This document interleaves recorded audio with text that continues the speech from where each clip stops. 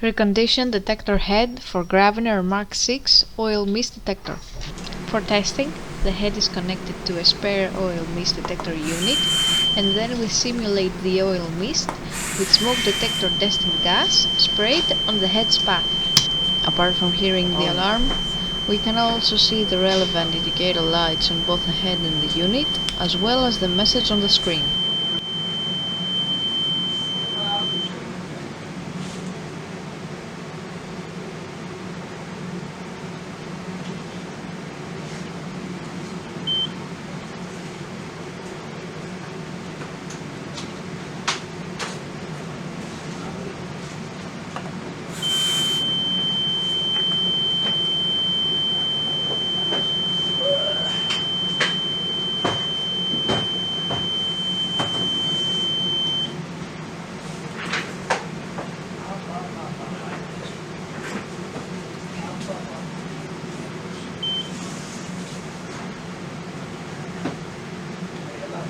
It is now clear that the detector head is working successfully and is ready to be delivered to the customer.